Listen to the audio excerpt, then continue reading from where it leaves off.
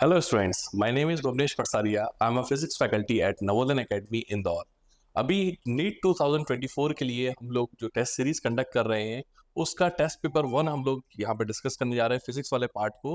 Total हमारी जो test series में टेस्ट पेपर्स है वो 20 टेस्ट पेपर्स हैं, जिसका ये फर्स्ट टेस्ट पेपर है। ऐसे स्टूडेंट जो इंदौर में नहीं रहते हैं, जो इंदौर के बाहर हैं, और वो अगर इस टेस्ट सीरीज को लेना चाहते हैं तो वो ऑनलाइन इसको ले सकते हैं। आपको जो लिंक है वो डिस्क्रिप्शन बॉक्स में दे रखी है, वहां पर जाकर आप इसको परचेज कर सकते हैं। और जो उसके डिस्कशंस हैं वो सारे आपको इसी चैनल पे मिलेंगे। यहाँ पर सिर्फ फिजिक्स का डिस्कशन नहीं, सारे बाकी जो दूसरे चैप्टर्स हैं, दूसरे सब्जेक्ट्स हैं, लाइक केमिस्ट्री है, बायोलॉजी है, इन सभी का डिस्कशन भी हर टेस्ट पेपर का आपको यहीं पर मिलेगा। तो मैं आज आपके साथ में टेस्ट पेपर 1 जो है उसका डिस्कशन करने वाला हूँ, फिजिक्स वाले पार्ट का। जो टॉपिक्स हैं वो यहाँ पर आपको दिख रहे हैं, क्या क्या टॉपिक्स इसके अंदर हम लोग इस पर्टिकुलर टेस्ट पेपर 1 के अंदर कवर करने जा रहे हैं। सो बिना वक्त गवाए let's start with question number 1। ये है क्वेश्चन नंबर 1। इसमें बोल रहे हैं कि ए vector, B vector, C vector का जो सम है वो 0 है। उसके बाद में जो इंपॉर्टेंट चीजें उन्होंने बोली है वो आपको ध्यान रखना है। इन्होंने बोला है कि इसमें से दो वेक्टर्स जो है वो इक्वल है, ओके, और तीसरा जो है वो √2 टाइम्स है बाकी जो दो वेक्टर्स हैं। So I can say that let's say मेरे ए और बी जो वेक्टर्स है वो इक्वल है, राइट। जो मेरा सी वेक्टर है that is √2 times of A vector, okay. अगर आप इस एक्सप्रेशन को देखें तो you can say that my C vector is nothing but A plus B vector. तो ये आप देख रहे हैं कि एक तरह से ए प्लस बी का जो रिजल्टेंट है वो सी वेक्टर है। नाउ आपको रिजल्टेंट ऑफ टू वेक्टर्स का फॉर्मूला अगर याद हो, जो कि ये होता है A square plus B square plus 2ab cos theta, right. तो यहां पे जब आप ये वैल्यूज डालेंगे, एक्चुअली आपसे पूछ रहे हैं the angle between the vectors. तो जब आप यहाँ पे आर को, जो कि हमारा सी वेक्टर है, यहाँ पे आप लिख सकते हैं √2 times A, okay, this is A square. Now B और ए दोनों बराबर है तो मैं यहाँ पर भी ए स्क्वायर लिख सकता हूँ, तो ये हो जाएगा 2a into a cos theta. इससे आप स्क्वायरिंग करेंगे दोनों तरफ, इससे आप एंगल निकाल लेंगे between A and B vector, okay. बाकी के एंगल्स भी आप ट्रायंगल बनाकर निकाल सकते हैं। तो जब आप इसको सॉल्व करेंगे यू विल सी दैट जो आपका आंसर आएगा वो ये आएगा, ओके। तो इस तरीके से ये फर्स्ट क्वेश्चन को अपने को सॉल्व करना है। Let's move on to the next question. Now the next question says the scalar projection of the vector. See, एक फॉर्मूला आप हमेशा याद रख लीजिए। अगर आपसे बोला गया है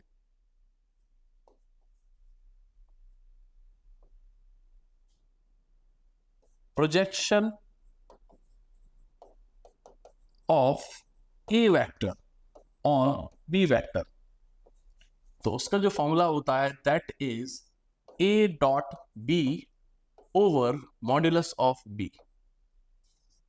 अगर आपको ए का प्रोजेक्शन बी पर निकालना है तो देखिए A dot B upon mod of B आएगा। अगर मैं बोलता कि projection of B on A निकालना है तो ऊपर तो ए डॉट बी ही आता, पर नीचे मॉड्यूलस ऑफ ए वेक्टर हो जाता। तो इस वाले पर्टिकुलर केस में आप क्या करने जा रहे हैं, आपका ए वेक्टर ये लिखा हुआ है, आप यहाँ पर ए वेक्टर लिख देंगे, डॉट बी वेक्टर जो है वो ये लिखा हुआ है आई माइनस जे, और आपको नीचे मॉडुलस ऑफ बी, मतलब इसका मॉड रखना है विच इज √2। जब आप ए की वैल्यू यहाँ पर सब्स्टिट्यूट कर देंगे और उसके बाद में जब आप डॉट प्रोडक्ट लेंगे then you will come to know कि इसका जो आंसर है वो सी आएगा। सो मैंने आपको तरीका बता दिया किस तरीके से करना है। आई एम श्योर कि आपको डॉट प्रोडक्ट इजीली लेते हुए आता होगा, okay. So let's move on to the next question then.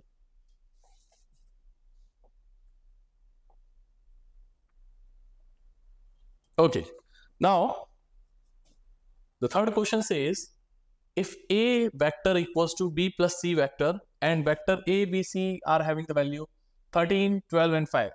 If you see the values, अगर आप वैल्यूज को सही से देखें तो हम जानते हैं ये पाइथागोरियन ट्रिपलेट्स है, ओके। तो बेसिकली ये कुछ इस तरीके से बना दिया है, this is 13, okay, respectively. That means कि ये जो है मेरा, लेट्स से ये मेरा ए वेक्टर है, ओके, और ये बी वेक्टर है और ये सी वेक्टर है। इस तरीके से यहां पर हम वैल्यूज भी दे सकते हैं इनको। Let's say this is 12 and this is 5, fine. Now they are asking then the angle between A and C will be, आपसे ये एंगल पूछ रहे हैं, let's say this is theta. अब आपको पता है अगर हम इस ट्राइंगल में ही ट्रिग्नोमेट्री लगा दें तो आप देख रहे हैं इसमें जो इन्होंने कॉस की टर्म में लिखा है जिसे cos theta, okay, cos theta is base over hypotenuse. So my base is 5 and hypotenuse is 13. So theta will be cos inverse 5 over 13. So the answer is A. Right? हमने यहाँ पर triangle बनाकर angle निकाल दिया जो उन्होंने पूछा था. Let's move on to the next question.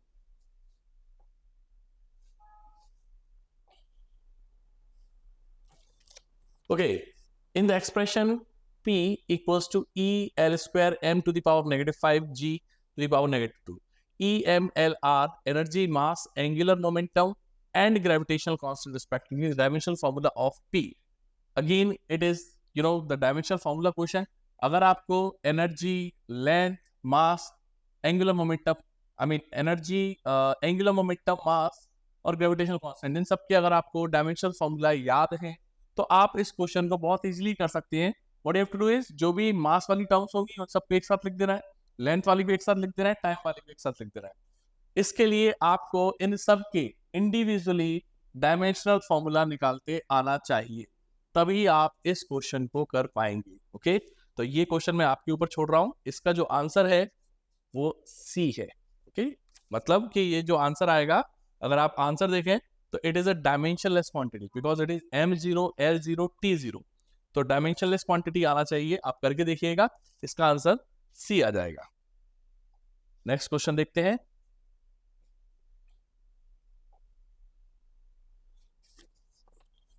Now see, इस टाइप के क्वेश्चंस को करने का सबसे अच्छा तरीका ये रहता है. देखो उन्होंने बोला है कि फोर्स 100 है, लेंथ 10 है और टाइम 100 सेकंड दे रखा है, मास ही निकालना है. आप क्या करिए, आप इस तरीके से कर लीजिए कि लेट्स से जो मास है वो फोर्स पर पावर E एंड लेंथ पर पावर B एंड टाइम पर पावर C डिपेंड कर रहा है. ओके, इस तरीके से. तो अगर मैं डायमेंशन फॉर्मूला की बात करूं तो यहाँ पर जो मेरा डायमेंशन फॉर्मूला होगा लेफ्ट हैंड साइड में, that will B m1 l0 t0. Right, अब मैं यहाँ पर इसकी देख लेता हूँ कि ये किस तरीके से डिपेंड कर रहा होगा. फोर्स का होता है m l t minus 2 की power A. Okay, likewise length, तो लेंथ ही है तो सिंपल L की पावर B एंड टाइम भी T से ही लिखा जाएगा C. अगर इसको सही से सॉल्व किया जाए तो you will see m to the power A, L वाले एक साथ लिखे जाए तो L की power A plus B and T की power will be minus 2A plus C.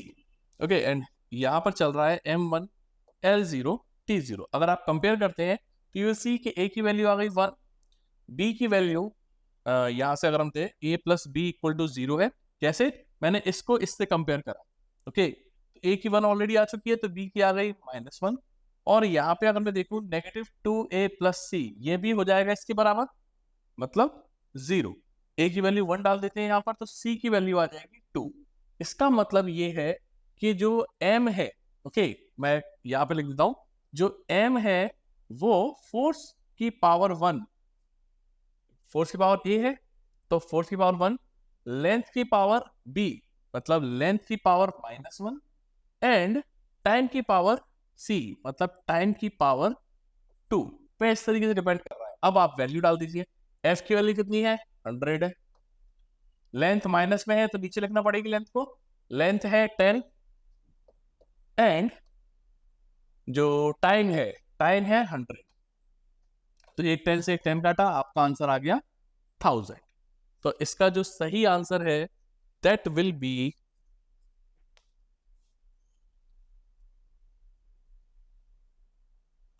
Wait a minute. Okay, यहाँ पे टाइम का स्क्वायर है तो दैट मीन्स कि आपको 2 बार लिखना पड़ेगा. ओके, तो ये हो जाएगा 1 2 3 4 5 लाइक दिस. सो ये हो जाएगा 10 की पावर 5, मतलब कि जो हमारा आंसर है वो A हो जाएगा. इस तरीके से आप इस क्वेश्चन को सॉल्व कर सकते हैं. यहाँ पे मैंने ध्यान नहीं दिया, T की पावर 2 थी, मैंने एक बार ही लिख दिया था, बट एक्चुअली आपको उसको 2 बार लिखना पड़ेगा. राइट, तो इस तरीके से जब भी ऐसे क्वेश्चन आए आप इस तरीके से कीजिएगा, आपका आंसर कभी भी गलत नहीं आएगा. Okay, let's move on to the next question. Okay, the vernier scale of a traveling microscope has 50 divisions. Fine. What we have to find? Least count. See, least count का हमारे पास फॉर्मूला होता है, सीधा सीधा फॉर्मूला है 1/n MSD, where n is number of divisions on this vernier scale. तो यहाँ पे आप लिखते हैं 1/50 into main scale division. How many main scale division is that? 0.5. तो जब आप इसको सॉल्व करेंगे तो यू विल सी कि इसका जो आंसर है दैट विल बी 0.01. ये फॉर्मूला बस आप याद कर लीजिए. इस फॉर्मूले को अगर आप लगाएंगे तो आपका आंसर इजीली आ जाएगा. यहाँ पे n जो है वर्नियर स्केल की डिविजन है और यहाँ पर मेन स्केल के डिविजन है. Let's start the next question.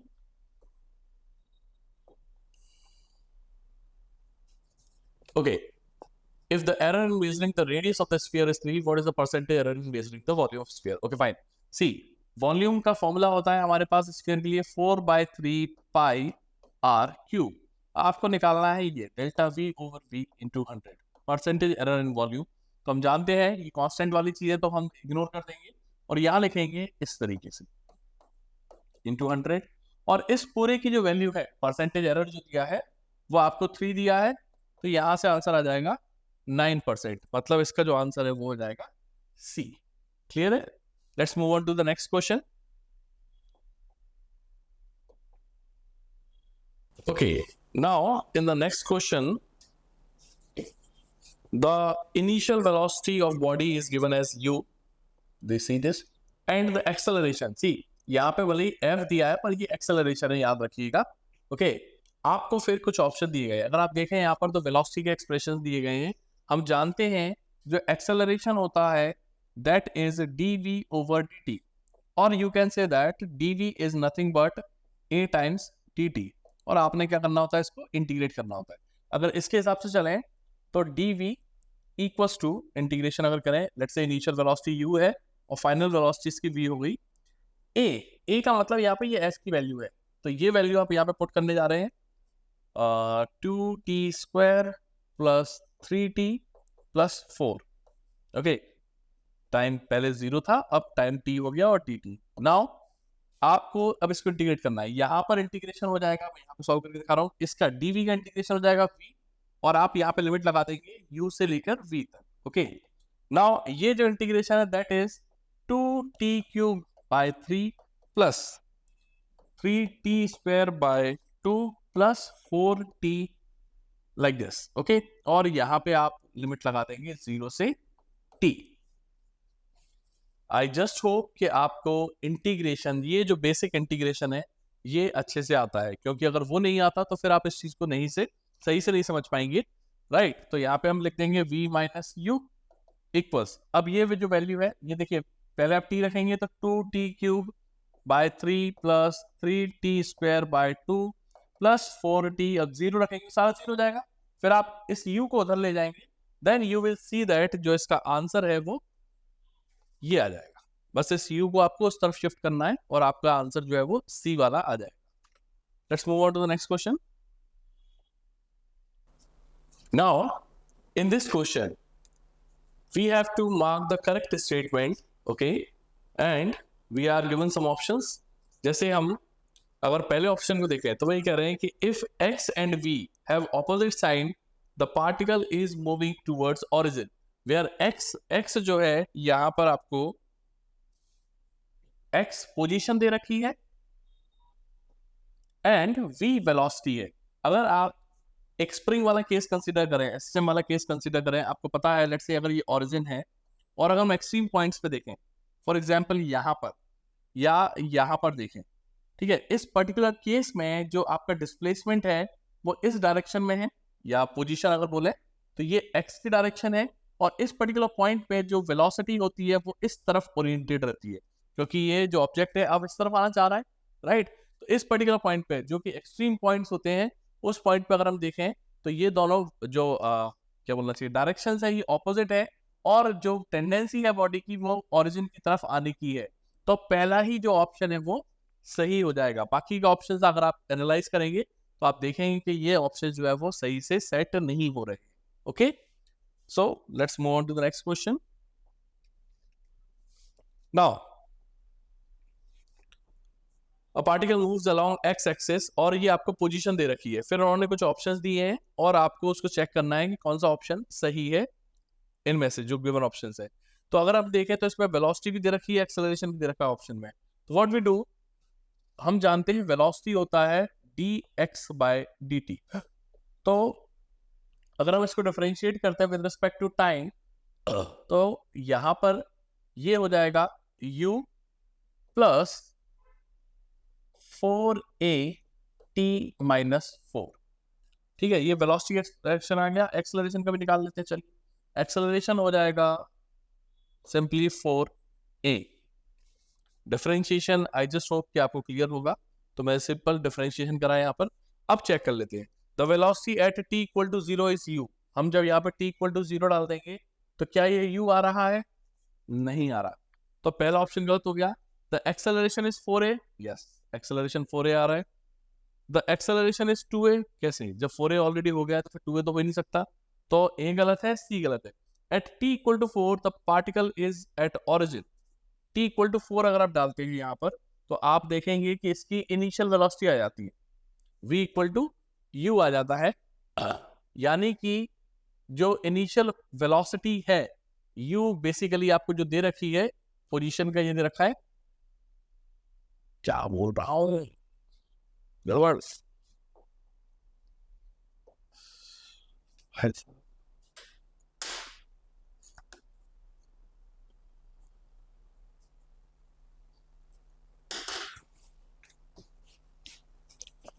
Now in this question अपने को एक स्टेटमेंट दे रखा है और कुछ ऑप्शंस दे रखे हैं। हमको ये चेक करना है कि इनमें से कौन सा ऑप्शन सही है।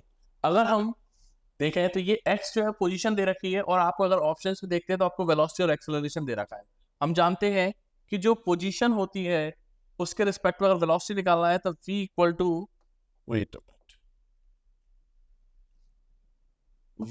टू होता है dx/dt। तो अगर हम यहाँ पे वैल्यू रखें तो ये हो जाएगा, डिफरेंशिएट करना है बेसिकली आपको इसको, तो u plus 4at minus 4। Okay, और एक्सेलरेशन हो जाएगा dv/dt। मतलब क्या है इसका, आपको इसको डिफरेंशिएट करना है, तो आप देखेंगे दिस बिकम्स 4a। अब हम ऑप्शन चेक कर लेते हैं। पहला ऑप्शन है the initial velocity that is at t equal to 0 is u। अगर हम यहाँ पर वेलोसिटी वाले एक्सप्रेशन में t इक्वल टू 0 डाल देते हैं तो आप देखेंगे कि ये कुछ ना कुछ टर्म आएगी, नेगेटिव 16a बन जाएगा। तो जो इनिशियल वेलोसिटी है वो u माइनस नेगेटिव 16a है, मतलब कि ये जो है ये पहला ऑप्शन गलत हो गया। दूसरा, द एक्सेलरेशन इज 4a, बिल्कुल सही बात है, जो एक्सेलरेशन है 4a आ रहा है।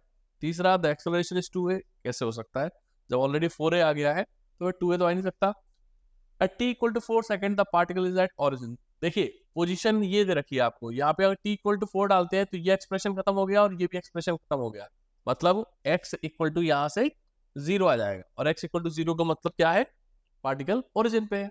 तो इसके हिसाब से जो ऑप्शन है B एंड D ये सही जा रहे हैं, बाकी जो A और C हैं वो ऑप्शन गलत हो गए। So let's move on to the next question.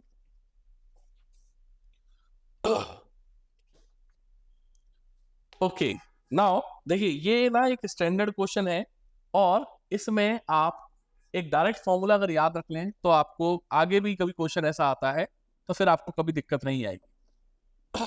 जब भी ऐसा क्वेश्चन बोला जाए, projectile is thrown with velocity v making an angle theta with the horizontal, ये इंपॉर्टेंट चीज है। It just crosses the top of the two poles each of height h। मतलब क्या है कि अगर ये प्रोजेक्टाइल सेम हाइट की दो पोल्स हैं उनको क्रॉस कर रहा है, कितना टाइम लग रहा है यहाँ से यहाँ तक पहुंचने में, अगर t1 टाइम लगा है और ये टाइम जो है t2 है, तो जो टाइम ऑफ फ्लाइट आएगा वो हमेशा इस फॉर्मूले से दिया जाएगा। तो इस फॉर्मूले अगर हम रखते हैं तो हमारी वैल्यू है 1 + 5, मतलब आंसर हो गया 6 सेकेंड। तो ये आप एज ए डायरेक्ट फॉर्मूला इसको यूज कर सकते हैं, और ये काफी इंपॉर्टेंट भी है, अदरवाइज आप इसको पूरा सॉल्व करेंगे तो आपको काफी टाइम वेस्ट हो जाएगा। Okay, let's move on to the next question. Okay, now in the next question, ये क्वेश्चन जो है इसको आप रिलेटिव वेलोसिटी से कर सकते हैं। इसमें बोल रहे हैं कि a police van moving with the speed of 36 kilometre per hour fires a bullet. Okay fine. Now अगर आप इस क्वेश्चन को ध्यान से देखें तो यहां पर कुछ options, wait a minute, okay क्या है,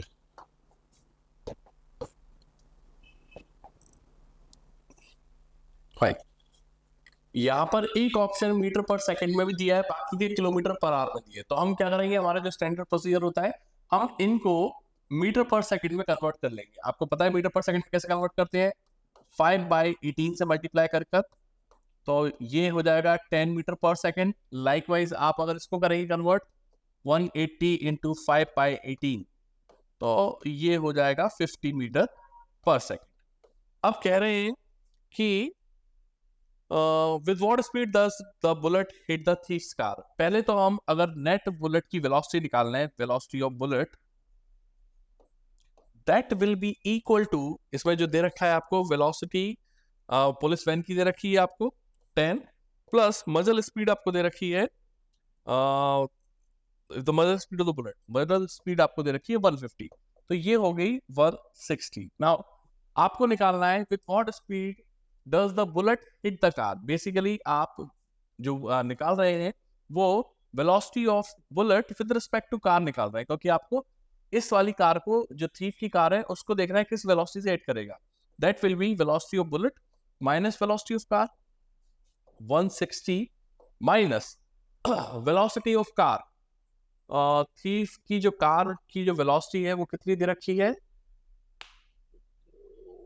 speed of the bullet is what is speed of the bullet, thief's car is speeding in the same direction with the speed of this, ये दे रखी है आपको यहाँ पर देखिए, speed of 180 kilometre per our, जिसको हमने यहाँ पे कन्वर्ट करा था 50। तो अगर आप इसको माइनस कर देंगे तो यहाँ से आ जाएगा 1/10। बट रिमेंबर ये हमने मीटर पर सेकंड में निकाला है, और लकीली हमारे पास एक आंसर मीटर पर सेकंड में दिया भी है। दैट मीन्स कि इसका जो आंसर होगा वो ए हो जाएगा। Okay, question number 13. It is given that the particles are projected from the top of a tower with different angles। अलग अलग एंगल से फेंका है। देखने वाली बात ये है कि ये सारी सेम स्पीड से फेंकी गई है। आपको बताना है कौन सा इसमें से स्टेटमेंट जो है वो सही है। All the particles would strike the ground with the same speed। यही स्टेटमेंट सबसे पहला वाला ही सही हो जाएगा। क्यों हो जाएगा? By conservation of energy. यहाँ पे जो एनर्जी है और यहाँ पर जो एनर्जी है वो सेम ही रहने वाली है। कंजर्वेशन ऑफ एनर्जी हम जानते हैं, it can neither be created nor be destroyed, it can be converted from one form to another form। तो यहाँ पर जो टोटल एनर्जी है, ओके, जैसे लेट्स से इसकी हाइट mgh अगर हम मान लें तो mgh plus half mv square, okay, और यहाँ पर जो एनर्जी होगी हाफ mu स्क्वायर। जब इनिशियल एनर्जी सेम है तो फाइनल एनर्जी भी आपको सेम करनी पड़ेगी, और उससे जो वेलोसिटी निकल कर आएगी वो सभी केस में सेम ही निकल कर आएगी। तो इसलिए इसका जो आंसर है वो ए हो जाएगा। Now let's move on to the next question. Now, the next question says, a river is flowing west to east, okay, at the speed of 10 meter per minute. A man on the south bank river, capable of swimming in still water, wants to go to the shortest path। See, ऐसा दे रखा है कि भाई ये जो river है इसकी जो फ्लो होने की स्पीड है वो इस तरफ है। This is velocity of river, okay, which is given to you like 10 metre per minute. ये आपको दे रखा है, और कह रहे हैं कि एक इंसान इसको शॉर्टेस्ट पाथ में कवर करना चाहता है। शॉर्टेस्ट पाथ ये होगा, ये वाला। अब अगर वो इस डायरेक्शन में ट्रेवल करता है तो आपको वाला वेलोसिटी ऑफ रिवर इधर है तो वो कहीं ना कहीं यहाँ आ जाएगा। तो बेसिकली उसको किसी एक इस एंगल पर ट्रेवल करना पड़ेगा। लेट्स से ये जो एंगल है ये वर्टिकल के साथ थीटा एंगल बना रहा है। यहाँ पर वेलोसिटी ऑफ मैन जो है वो आपको दे रखी है 20, राइट। तो अगर हम चाहते हैं कि इसकी, देखिए इसके दो कंपोनेंट आएंगे यहाँ पर, एक आ जाएगा वी एम कॉस थीटा और इधर आ जाएगा वी एम साइन थीटा। अगर हम चाहते हैं कि ये मैन यहाँ से यहाँ पहुंच जाए, दैट मीन कि इसका जो हॉरिजॉन्टल वाला पार्ट है वो आपको बैलेंस आउट करना पड़ेगा। It means you will have to write V M sine theta equals to V R, okay. तो वी एम की वैल्यू 20 है, sine theta equals to V R की वैल्यू 10 है, तो यहाँ से साइन थीटा 1/2 आ गया, थीटा का मतलब 30 डिग्री आ गया। तो ये जो एंगल है ये आपको 30 डिग्री दे दिया है। Okay, now you know that this is north, east, west और ये नीचे वाला साउथ होता है। तो ये जो एंगल है that is 30 degree west of north. तो इसका जो आंसर है वो हो जाएगा first option, 30 degree west of north. Now let's do the next question. Raindrops are falling vertically with a velocity of 20 km per hour to a person moving on the level ground. Raindrop appears 40. Okay. And the velocity of person is. Now see, आपको दे रखा है velocity of rain with respect to man जो है वो 40 है, right? तो इसका formula बन जाएगा V R minus V M, अगर हम वेक्टर फॉर्म में इसको लिखना चाहें, right? तो I can write magnitude of V R M, okay, magnitude of VRM, that should be equals to this thing. Fine. So it means कि अगर हम यहाँ पर स्क्वायरिंग कर दें तो ये हो जाएगा 1600 equals to velocity of rain is given 20 का square plus velocity of man we need to find. तो ये हो जाएगा 1600 minus 400 equals to velocity of man का स्क्वायर 1200. तो velocity of man is under root 1200 which is going to be a 10 बार आ गया and 4 2, so this becomes 220 root how much 3.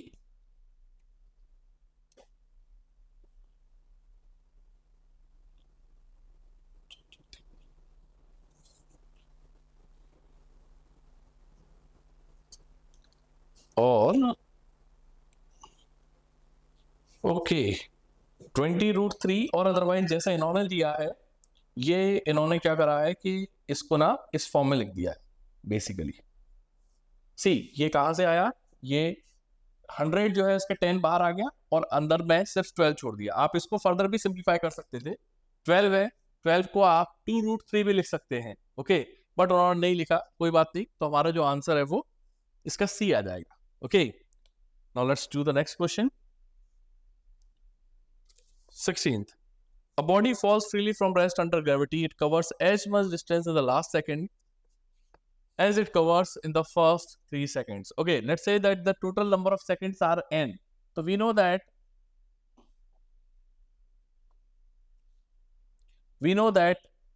Sn is u plus a by 2 2n minus 1.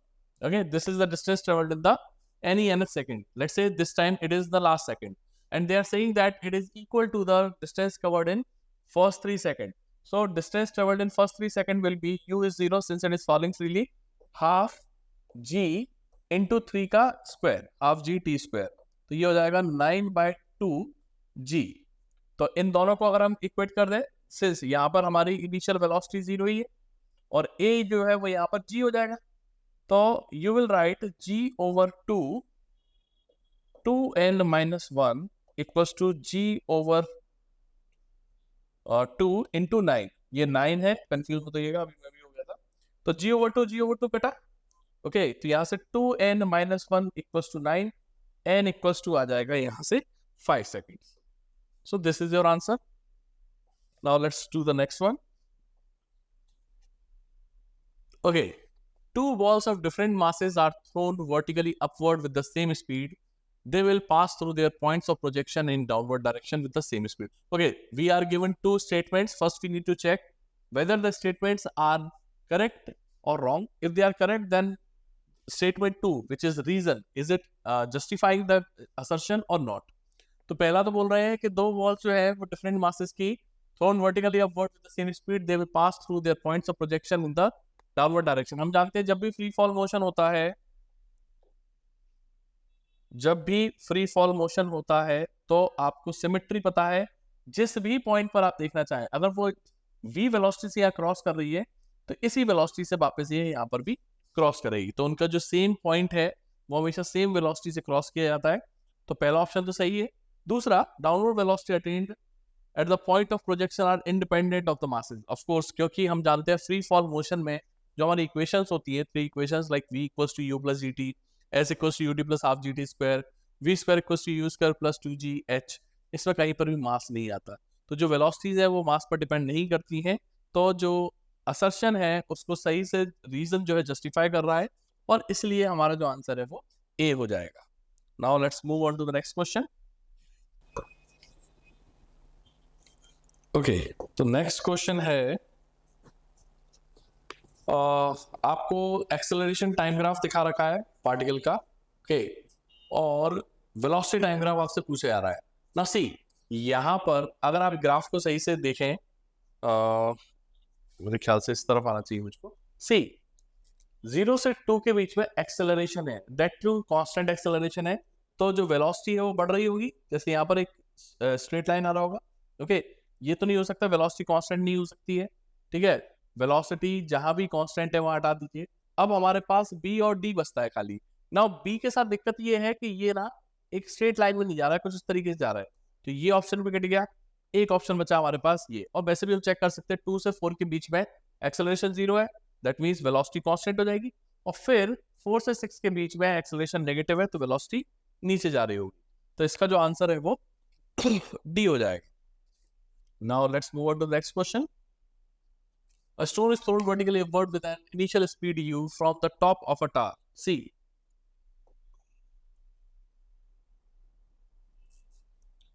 कुछ ऐसा बोला है कि ये एक लेट से हाइट है h हाइट, यहां से आपने एक स्टोन को स्टोन वर्टिकली अपवर्ड, ओके, तो हमने एक u स्पीड से इसको फेंका, तो ऐसे करके ऐसे नीचे आ जाएगा। और देखा गया कि ये नीचे जब ये आया है तो जो इसकी स्पीड है दैट इज 4u। आपको ये हाइट निकालनी है, तो हम थर्ड इक्वेशन ऑफ मोशन लगा सकते हैं, बहुत इजीली आ जाएगा ये। v square equals to u square plus 2gh। v दे रखा है, u दे रखा है, g तो पता ही हमको, h की वैल्यू आप इजीली निकाल लेंगे। और आप देखेंगे इसका जो आंसर है वो ये आ जाएगा, ठीक है। So I am leaving it to you, आप इसको करिएगा। Now let's move on to the next question. The next question is fine. They are saying two particles held at a different height, 8 and 12 meter above the ground, are allowed to fall from the rest. The ratio of their speeds on reaching the ground. दोनों को देखिए, हम जानते हैं कि अगर हम h का फॉर्मूला लगाएं तो h इक्वल्स टू हो जाएगा हाफ gt स्क्वायर, लेकिन यहाँ पर मेरे ख्याल से इन्होंने अच्छा v निकालना है हमको, फाइन। तो हम क्या करेंगे, थर्ड इक्वेशन लगा लेते हैं, v square equals to u square plus 2gh। u 0 है तो v इक्वल्स टू हो जाएगा अंडर रूट 2gh। अगर आपको रेशियो लेना है तो आप इसको इस तरीके से कर दीजिए, ये बन जाएगा ऐसा 2gh2, तो ये सब कट जाएगा, बेसिकली रेशियो आ जाएगा h1 अपॉन h2। वैल्यूज आपको दे रखी है, आप उन दोनों वैल्यूज को पुट कर दीजिए, जो आंसर है that will be 2 upon root 6। बस आपको ये वैल्यूज यहाँ पे पुट करनी है, उसको थोड़ा सिंप्लीफाई करना है, that's it. So let's move on to the next question. The objects have velocity this, then हमको इन ऑप्शंस को चेक करना है। VAB 20 होगा, VAB VA minus VB like this, रख देते हैं वैल्यू, देखेंगे हाँ 20 आ रहा है, ये कट जाएंगे, प्लस का 10 और ये माइनस माइनस प्लस हो जाएगा। फिर VBA, ऑब्वियस सी बात है कि अगर VAB 20 है तो VBA जो होगा वो नेगेटिव हो जाएगा उसका, -20। और अगर इनका मॉड लेते हैं तो मॉड ऑब्वियस सी बात है, देख रहे हैं आप, मॉड जब इनकी मैग्नीट्यूड सेम है तो फिर इनका मॉड भी सेम ही आने वाला है। तो यहां से हमारा आंसर हो जाएगा डी। नेक्स्ट क्वेश्चन,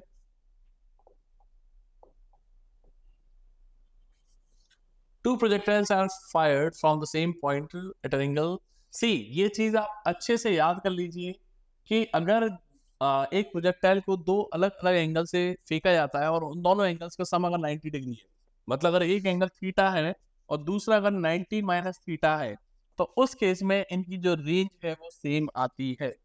ये चीज आप अच्छे से याद कर लीजिए, तो इस केस में जो आंसर है वो हो जाएगा there horizontal range will be same.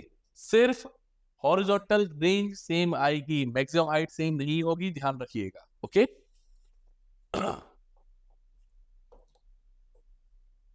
Next question, displacement time graph represent zero acceleration for a moving body. अगर एक्सेलरेशन जीरो है तो उस केस में डिस्प्लेसमेंट टाइम ग्राफ कैसा होगा? एक स्ट्रेट लाइन इस तरीके से होगा, क्योंकि आपको मालूम है एक्सेलरेशन अगर कांस्टेंट है दैट मींस कि उसके अंदर जो वेलोसिटी है, ठीक है ना, उसकी जो वेलोसिटी है वो भी एक कांस्टेंट होगी। मतलब जो वेलोसिटी है वो यूनिफॉर्म रेट से बढ़ रही होगी, ठीक है ना। कांस्टेंट नहीं बोलना चाहिए, कोई कांस्टेंट अगर बोलेंगे तो फिर एक्सेलरेशन जीरो कर दिया। पर अगर एक्सेलरेशन कांस्टेंट है दैट मींस उसकी जो वेलोसिटी है वो यूनिफॉर्म रेट से बढ़ रही होगी, एक स्ट्रेट लाइन पाथ आएगा, क्योंकि हमारा वेलोसिटी होता है dx/dt। अगर आपको इसको एक यूनिफॉर्म रेट से चलाना है तो ये जो ग्राफ है स्ट्रेट लाइन वाला ग्राफ सिर्फ वही पॉसिबल हो सकता है। इस केस में तो आपने जो डिस्प्लेसमेंट है वो देख रहे हैं आप, यहाँ पर टाइम बढ़ता आ रहा है पर डिस्प्लेसमेंट का कुछ नहीं हो रहा है। इसमें तो आपने डिस्प्लेसमेंट जीरो कर रखा है, यहाँ पर एब्रप्टली बढ़ रहा है, यहाँ पर भी एब्रप्टली बढ़ रहा है। सिर्फ यही एक केस ऐसा है जहां पर डिस्प्लेसमेंट टाइम ग्राफ का जो स्लोप है जो कि हमको वेलोसिटी दे रहा है वो एक कांस्टेंट तरीके से आपको आगे बढ़ता हुआ दिख रहा है। नाउ द नेक्स्ट वन,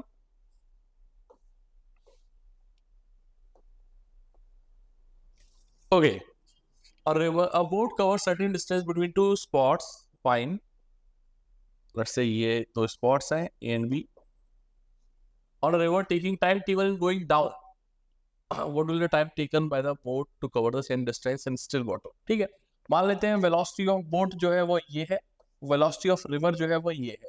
अगर डाउन स्ट्रीम जा रहे हैं, मान लेते हैं इन दोनों के बीच की डिस्टेंस d है, तो जो टाइम लगेगा t1 that is d over vb plus vr, right. और अगर आप नीचे से ऊपर जा रहे हैं जिसको उन्होंने t2 टाइम दे रखा है शायद, गोइंग अपस्ट्रीम t2, हाँ, तो t2 will be equals to d over vb minus vr, where vb is velocity of boat, velocity of boat and vr is the velocity of river। okay, अब ये दो equation है, यहां से आपको solve करना है इसको, और t1 और t2 के अंदर आपको एक्सप्रेशन निकाल के लाना है। देखिए वो कह रहे हैं कि सेम डिस्टेंस इंसान ने इसको बोट ने कवर करी होती स्टिल वाटर में। स्टिल वाटर का मतलब ये हो गया कि जो आपका टाइम है लेट्स से t3 है, that will B d over vb only. Okay, so you have got two variables. अगर हम यहाँ पर देखें तो आपको इन इक्वेशंस को थोड़ा सा मेहनत करनी पड़ेगी हल्की फुल्की सी, और आप यहाँ पर इनकी वैल्यूज को रिप्लेस करेंगे। कैसे करेंगे मैं आपको एक छोटा सा आइडिया देता हूँ। vb plus vr equals to हो जाएगा d अपॉन t1, ऐसे ही vb माइनस vr हो जाएगा d अपॉन t2। नाउ अगर इन दोनों इक्वेशंस को ऐड कर दें 2vb आ जाएगा, 2vb equals to d upon t1 plus d upon t2, ठीक है ना। तो इस तरीके से आप इसको बहुत इजीली सॉल्व कर लेंगे और जो इसका आंसर है आप देखेंगे ये आ जाएगा। ठीक है, ऑलमोस्ट मैं 90% सॉल्व कर ही दिया है, आप बस थोड़ा सा इसको रियलाइज करिए और आपका आंसर आ जाएगा। नेक्स्ट क्वेश्चन,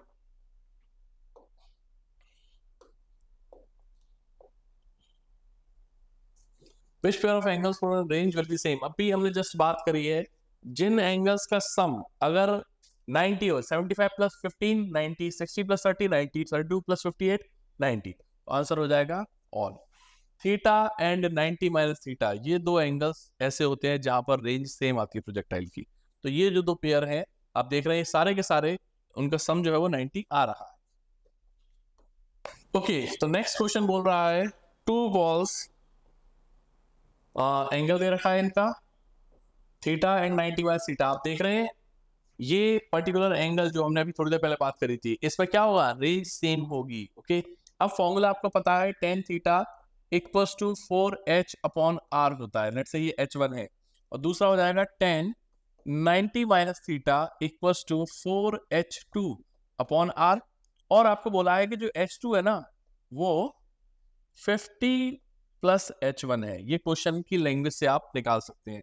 अब आप इन सारी वैल्यूज को यहाँ पे पुट करेंगे, थोड़ा सा सॉल्व करेंगे एंड यू विल सी कि जो आंसर है वो 15 एंड 65 आ जाएगा। Okay, So let's move on to the next question then.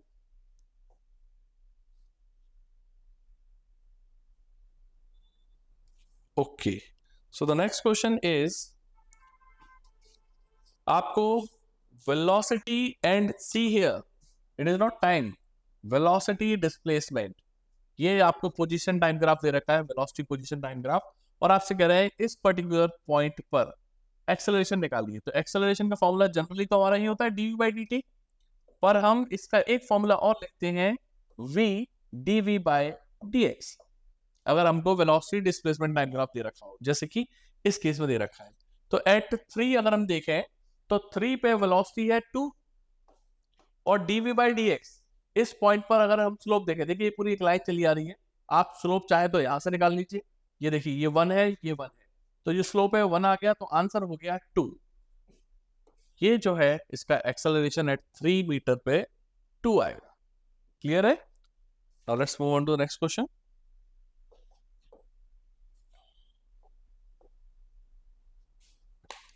The equation of motion of projectile is given to you, y equals to 12x minus 3/4x square। अब अगर आपको ये formula पता है x tan theta 1 minus x upon r, ठीक है, तो यहां से अगर आप देखें तो ये हो जाएगा x tan theta minus x square tan theta over r। इससे अगर हम कंपेयर करें तो मेरा tan थीटा है 12 और x स्क्वायर के बगल में जो लिखा है वो है 3/4, तो tan थीटा बाय r है 3/4। क्या निकालना है आपको? रेंज निकालना है। tan थीटा की वैल्यू 12 है, यहां पर रख दीजिए, 12 over r equals to 3/4, right. तो यहां से r इक्वल्स टू हो जाएगा 12 इंटू 4/3, 16। तो जो आंसर है दैट विल बी 16। इस तरीके से हम इस क्वेश्चन को सॉल्व कर सकते हैं। Now let's do the next one.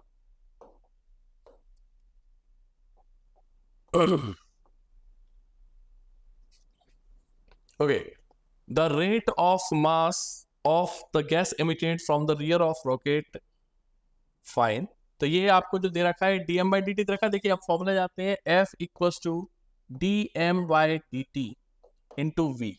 ये वैल्यू आपको दे रखी है, ये रखी dm/dt की वैल्यू है, ओके, और स्पीड भी दे रखी है, fine.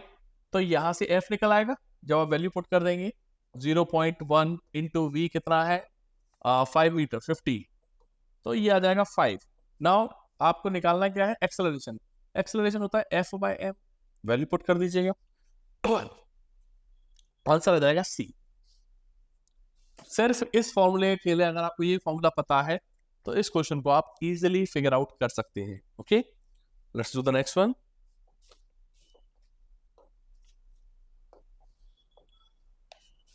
Now the next question is, yes, ये एक छोटा सा कंसेप्चुअल क्वेश्चन है, अगर आपको इसको कंसेप्ट क्लियर है तो क्या, देखिए ये पूरा सिस्टम एक ही एक्सेलरेशन से चल रहा होगा क्योंकि ये स्ट्रिंग से टाइड अप है ना, ऐसा तो हो नहीं सकता कि 4 kg का अलग एक्सेलरेशन होगा, 3 का अलग होगा। तो हम यहाँ पर क्या करेंगे, आपको पूछा गया है इस फोर्स की वैल्यू, इसके अगर हम दो कंपोनेंट करें तो यहाँ पे हो जाएगा F cos 60 डिग्री और यहाँ हो जाएगा F sin 60 डिग्री। अब देखिए नेट फोर्स जो है वो है F cos 60 degree, okay. Acceleration होता है F बाय नेट M, तो ये फोर्स जो है ये चारों पे लग रहा है, तो नेट M कितना हो गया 10, 4 4 + 3 + 2 + 1, ओके। नाउ अगर हम इतने से पार्ट को कंसीडर करें तो वहां पे फोर्स लग रहा है 30 और नेट M कितना है, ये लिख रहा हूं मैं एक्सेलरेशन की इक्वेशन, नेट M कितना है 3। बस इसको सॉल्व कर लीजिए, जैसे ये कट गया 10 हो गया, cos 60 डिग्री होता है 1/2, तो ये हो जाएगा F/20 इक्वल्स टू 10। तो यहां से F की वैल्यू आ गई 200। ये रहा डी ऑप्शन, ओके। तो इस तरीके से हम इस क्वेश्चन को सॉल्व कर सकते हैं। अगेन एज आई सेड कि ये कंसेप्चुअल क्वेश्चन है, आपको A = F/m लगाना है, एक बार पूरे सिस्टम को मानते हुए, एक बार इतने से पार्ट को सिस्टम मानते हुए, okay. Let's do the next question. Okay, so now this is the next question. इसमें आपको एक पुलिस सिस्टम दे रखा है और आपसे पूछा गया है कि ओके फाइन, यहाँ पे जो टेंशन है, देखिए अगर मैं बोलूँ कि इस वाले इसमें एफबीडी अगर हम बनाए सबका, तो लेट्स से कि ये लगेगा यहाँ पे 5G और यहाँ पे मैं टेंशन मान लेता हूँ T1, ओके, और ये मान लेता हूँ कि ये जो ब्लॉक है, ये पूरा सिस्टम है नीचे, ये एक्सेलरेशन से आ रहा है, तो यहाँ पर T1 हो जाएगा और यहाँ पर मैं मान लेता हूँ T2 हो जाएगा। देख लीजिए मैंने एफबीडी बना दिया सभी का, ओके। तो मैं इक्वेशन क्या बना सकता हूँ, पहली इक्वेशन तो ये बन जाएगी 5G minus T1 equals to mass into acceleration, इधर बन जाएगी T1 minus T2 equals to what 3 into A, और तीसरी बन जाएगी T2 minus 1G equals to 1 into A. आपसे पूछा गया है टेंशन इन दिस ए और बी के बीच में, तो ये इक्वेशन है, यहाँ से ए की वैल्यू आ जाएगी, जब ए की वैल्यू आ जाएगी तब आप यहाँ पे रख सकते हैं इस वाली इक्वेशन में, और T2 की वैल्यू इजीली आ जाएगी। अब देखेंगे कि इसकी जो वैल्यू आ रही है वो ये आ रही है 10G/9, okay. Now the next question, the minimum value of m for which the 4 kg block, this block will not move, again same वही कॉन्सेप्ट लगाना है हमको, क्या 4G, यहाँ पर T, यहाँ पर T अब मूव नहीं कर रहा है, का मतलब ये है कि ये फोर्सेस बैलेंस है, राइट। अब क्या हो रहा होगा, ये आगे जा रहा है तो इसको रोकने के लिए पीछे फ्रिक्शन फोर्स लग रहा हो, तो हम इक्वेशन लगा देंगे T इक्वल्स टू 4G, यहाँ पे लगा देंगे T equals to F, F means mu m g, सारी वैल्यूज दे रखी हैं, आपको क्या निकालना है, m की वैल्यू निकालना है, इनको इक्वेट कर देते हैं, mu m G equals to 4G, जी से जी गया, m इक्वल्स टू आ जाएगा 4/म्यू, 4/म्यू की वैल्यू है 0.4, ये हटाइए 10 हो गया आंसर आपका, तो इसका जो आंसर है वो 10 kg आ जाएगा।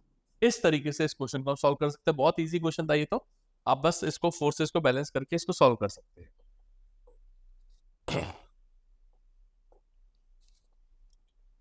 Coefficient of friction between a body and a plane which is inclined 45 degree is 0.5, that the acceleration of body sliding down on, आपको मालूम है अगर फ्रिक्शन है प्लेन में तो उसका फॉर्मूला होता है एक्सेलरेशन का g sin theta minus mu cos theta, angle is already given to you, mu is also given, everything is given to you, आप इसमें वैल्यूज पुट करिए और आपका जो आंसर है वो सीधा ये निकल कर आ जाएगा, okay.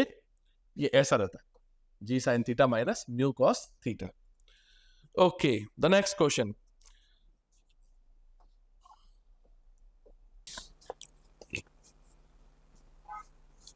Okay, so next question बोल रहा है कि वर्नियर कैलिपर दे रखा है आपको और बताया है इसमें कि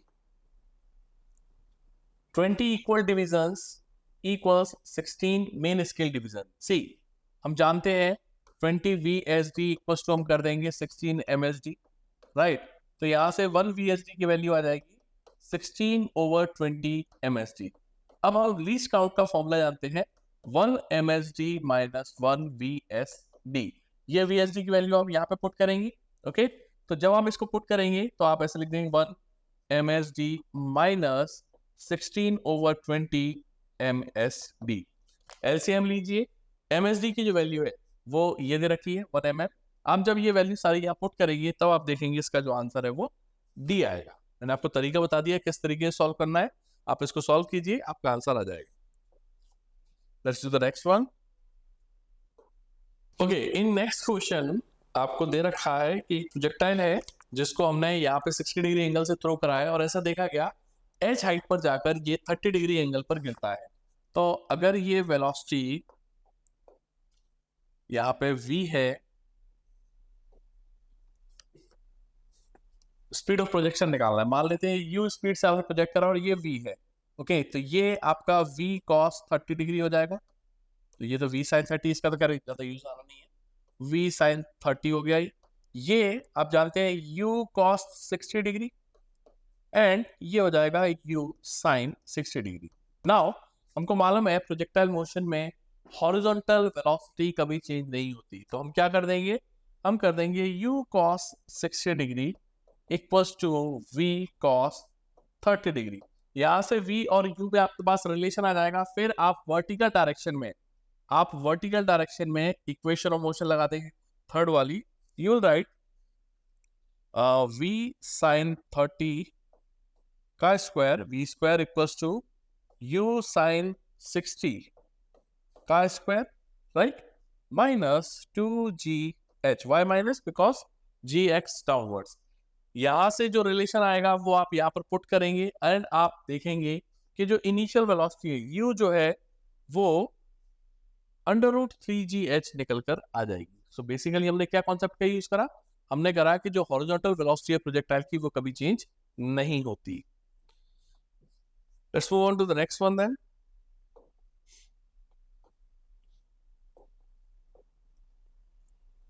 Okay, the boat can row to the speed of the boat is still water। तो ये still water में speed हो गई 10।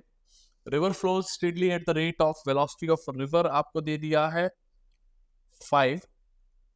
width भी दे रखी है, okay, width मतलब distance basically, that is 2।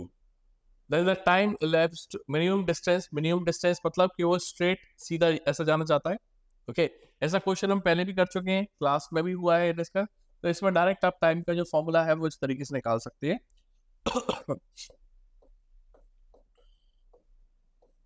तो यहां से जो वैल्यूज है वो सारी सब्स्टिट्यूट कर दीजिए, you will get the answer 10 का स्क्वायर माइनस 5 का square.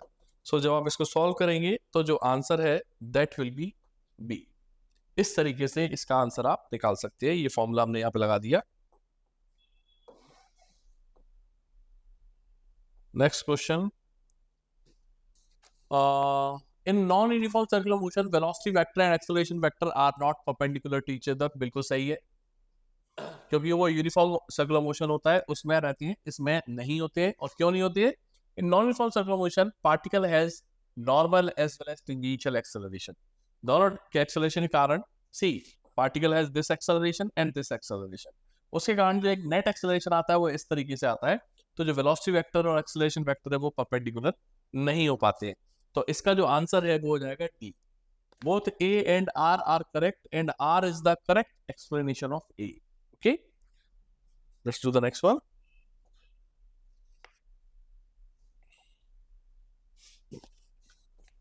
Value of T A and T B will be C. ये नॉन इनर्शियल फ्रेम है क्योंकि एक्सेलरेटेड फ्रेम है, तो हम क्या करेंगे, हम 5 kg वाले पर इक्वेशन इस तरीके से लगाएंगे। ये टी ए है, ओके, नीचे 5g लगेगा और एक और सूडो फोर्स लगा देंगे हम 5 into a, that is 5 into 5, और नीचे की तरफ एक टेंशन भी होगी टीबी। तो basically T A will be equal to TB plus 50 plus 25, मतलब कि टीबी प्लस 75। ओके, अब हम टीबी की अगर वैल्यू निकाल सकते हैं। टीबी को कैसे करेंगे, ये बी ब्लॉक है, मतलब 3 kg वाला है, ऊपर टीबी लग रहा है, नीचे 3 into g, और इस पे भी सूडो फोर्स लगा देंगे 3 into 5। तो टीबी की जो वैल्यू है 3 into 10 30, 5 3 15, मतलब 45। तो टीबी की वैल्यू आ गई 45, और इसको जब हम इस पर रख देते हैं 45 प्लस 75, तो जो आंसर है वो आ रहा है 120। आप देख भी सकते हैं, अभी रहा है 120 एंड 45, ये वाला। तो इस तरीके से इसको करना है। नेक्स्ट क्वेश्चन कहता है, man standing in a lift holds the spring balance with 5 kg suspended from it, what would be the reading of the balance when the lift is ascending with constant deceleration. ये चीज आपको सही से समझना है कि जो डीएक्सेलरेशन है उसका क्या एक्चुअली भी यूज होने वाला है। नाउ सी, ये 5 kg जो ब्लॉक है ये नीचे है, ओके। हम अब ये इस तरीके से जा रही है, बट ये डी एक्सेलरेशन हो रहा है, ध्यान रखिएगा, ओके। तो आप नीचे तो लगाएंगे 5 into a तो करेंगे, और कितना है डी एक्सेलरेशन 2, पर यहाँ पर विद नेगेटिव साइन आप करने जा रहे हैं, ध्यान रखिएगा, क्योंकि डी एक्सेलरेशन, ओके। और ये spring reading let's say R है जो नॉर्मल रिएक्शन है, तो R will be equals to 5 into G plus 5 into -2. That means 50 minus 10. तो आंसर हो जाएगा 40. ये इसका आंसर हो जाएगा. नेक्स्ट,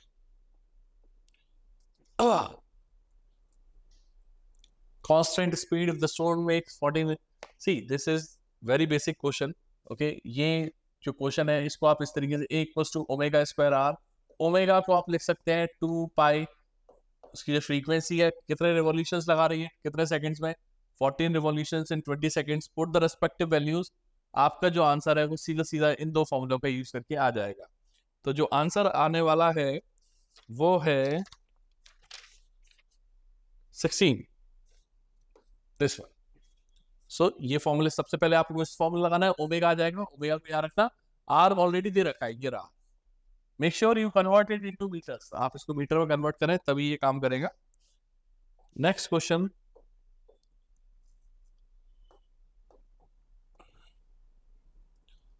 नेक्स्ट क्वेश्चन में आपको वेलोसिटी की इक्वेशन दे रखी है और आपसे पूछा है अलग अलग सेकंड्स में वेलोसिटी पूछा है. ओके, तो जैसे पहले ही देख लेते हैं velocity of particle at 3 second. तो आप यहाँ पे 3 डाल देंगे. 3 का स्क्वायर 9 माइनस 6 प्लस 1 कितना आ रहा है 10. 10 माइनस 6 इज 4. तो P के लिए 4 होना चाहिए. P के लिए 4 कहाँ पर है, B और C में है. तो A नहीं हो सकता, D नहीं हो सकता. ओके, अब दूसरा देख लेते हैं. Acceleration of particle at 2 second. Acceleration that means आपको इसको डिफरेंशिएट करना पड़ेगा. तो ये हो जाएगा 2t माइनस 2. कितने पे निकालना है, 2 सेकंड पे. तो आप रख देंगे 4. 4 माइनस 2 इज 2. तो Q के लिए 2 आएगा, Q के लिए 2 आएगा. तो मेरा आंसर जो है वो C हो जाएगा, क्योंकि यहाँ पर Q के लिए 3 है, बाकी दो ऑप्शन पहले ही काट चुका हूं. तो इसका आंसर जो है वो C हो जाएगा.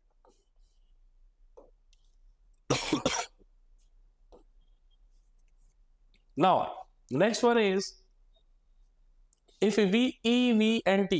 अभी जो स्टार्टिंग में हमने क्वेश्चन करा था जिसमें फोर्स की कुछ वैल्यू दे रखी थी, लेंथ की, टाइम की, एग्जैक्टली सेम प्रोसीजर यहाँ अपनाना है.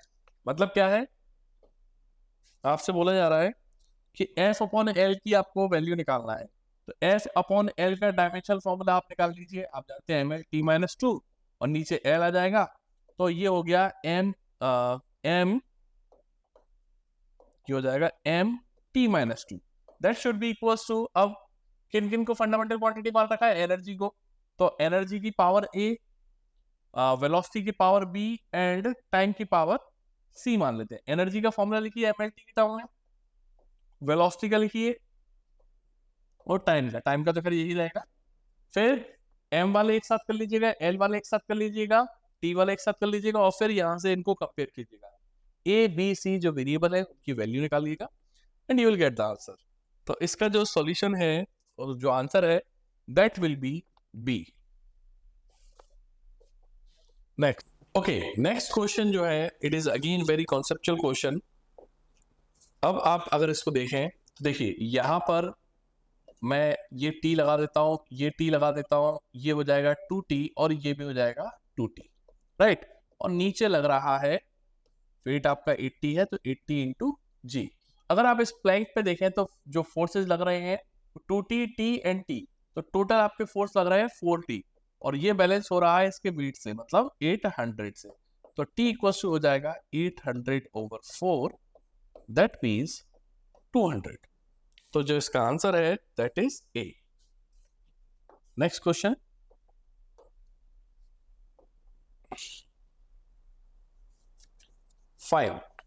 Find the friction force between these two blocks.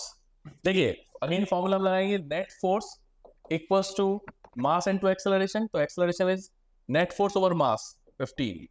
तो ये आया एक्सेलरेशन 10 ओवर 15 और you can simplify it like 2/3. Okay, इस पूरे सिस्टम का जो एक्सेलरेशन है वो 2/3 है. तो इस पर एक सूडो फोर्स लगेगा पीछे की तरफ m इंटू a करके और पीछे ही फ्रिक्शन लग रहा होगा. तो आप लगाएंगे 10 न्यूटन इक्वल्स टू m कितना है इसका 5 इंटू a है 2/3. आपको निकालना है friction force, okay, plus F. तो F इक्वल्स टू हो जाएगा 10 माइनस 10/3. 3, that is 20/3। तो ये जो आंसर है हो जाएगा बी, फ्रिक्शन की जो वैल्यू है वो 20/3 न्यूटन आ जाएगा। Let's do the next question. A machine gun fires a bullet of mass 50 gram with velocity average force. The next maximum number of bullets we need to find. See, F equals to N M delta V by delta T. See, this is M into A actually. Okay. A is dv by dt और delta V by delta T. यहाँ पे N मतलब number of bullets है। आपको number of bullets ही निकालना है। Force दे रखा है 200, एन पता नहीं है, एम दिया है 50 ग्राम, तो you will write like this, delta v by delta t is this 1000। Okay, तो अब आपको ये सारी वैल्यूज पता है, तो you will put the respective values and you will get this answer, right. Let's move on to the next question then. The next question, a body placed on rough inclined plane making slope is 1/4। See, ये आपको language थोड़ी confuse कर सकती है। 1/4 का मतलब क्या है? ये 1 है, ये 4 है, तो ये हो जाएगा कितना? 16 - 1 is 15। क्या पूछा है? Coefficient of static friction, we know that tan theta equals to mu होता है, राइट। तो यहां से tan थीटा की वैल्यू अगर हम निकालें तो म्यू इक्वल टू आ जाएगा 1/√15। ऐसा ऑप्शन में है? हाँ है, तो सही, बी आ जाएगा इसका answer, right. So let's do the next one. The next one is a particle of mass initially at rest, a force acts on it whose magnitude changes with time. The velocity after 10 seconds, यहाँ पर velocity निकालना है। F equals to that m into a, F equals to m dv by dt, or you can say that dv is nothing but 1/m f into dt। तो अगर हम इसका area निकाल लेते हैं, क्योंकि हम बेसिकली क्या करने जा रहे हैं, हम इंटीग्रेट करने जा रहे हैं, और इंटीग्रेशन का मतलब होता है एरिया अंडर द कर्व। अगर आप इसका एरिया निकाल लेंगे तो आपने बेसिकली ये चीज करनी, और आपको जो मास दिया है आप उससे डिवाइड कर देंगे, तो आपको वेलोसिटी की वैल्यू निकल कर आ जाएगी at the end of 10 second, right. Initial velocity 0 है, फाइनल वेलोसिटी ऑफ v डाल देंगे। इस तरीके से आप इसको सॉल्व करेंगे, तो जो इसका आंसर है वो बी आ जाएगा। Next question, a large force is acting on for short interval of impulse। impulse हम जानते हैं, ये तो सीधा सीधा कंसेप्चुअल क्वेश्चन पूछ लिया। impulse is equals to change in momentum, ये स्ट्रेट फॉरवर्ड क्वेश्चन है। नेक्स्ट क्वेश्चन करते हैं। ओके, सी लेट्स से ये एक ऑब्जेक्ट है, एक बुक है। Okay, now you are pressing it like this. अब वो कह रहे हैं कि जो फ्रिक्शन फोर्स है वो किस तरफ लगेगा। ये देखिए, ये बुक है, इस पर एक वेट भी होगा mg। अब अगर इसको बैलेंस करना है तो फ्रिक्शन को इस तरफ लगना पड़ेगा, क्योंकि यहाँ पे जो नॉर्मल फोर्स लग रहा है, ये जो नॉर्मल फोर्स है ये तो इससे बैलेंस हो गया, राइट। जो फोर्स आप लगा रहे हो, आपको इस जो बुक है इसको आपको इंटैक्ट रखना है, ऐसे कैसा, मतलब कि जो फोर्सेस है वो बैलेंस है वर्टिकल में भी हॉरिजॉन्टल में भी। तो हॉरिजॉन्टल के तो इसमें दिखा दिए, वर्टिकल में जो mg है उसको बैलेंस करने के लिए फ्रिक्शन को ऊपर की तरफ लगना पड़ेगा, तो आंसर हो जाएगा upwards. So this is it. इस तरीके से हमने ये सारे क्वेश्चन जो 50 क्वेश्चन है वो डिस्कस कर लिए पेपर 1 के फिजिक्स के। आई जस्ट होप कि आपने बहुत अच्छा पेपर किया होगा, एंड आई जस्ट विश के आपके बहुत कम क्वेश्चन जो है वो गलत निकले होंगे। इन केस अगर आपके क्वेश्चन गलत भी हुए तो मैंने उसको एक्सप्लेन करा है, आप इन क्वेश्चंस को वापस से सॉल्व कीजिएगा, एंड लेट्स जस्ट होप कि हमारा जो फाइनल एग्जाम है उसमें हम बहुत अच्छा कर आए। Wishing you all the best.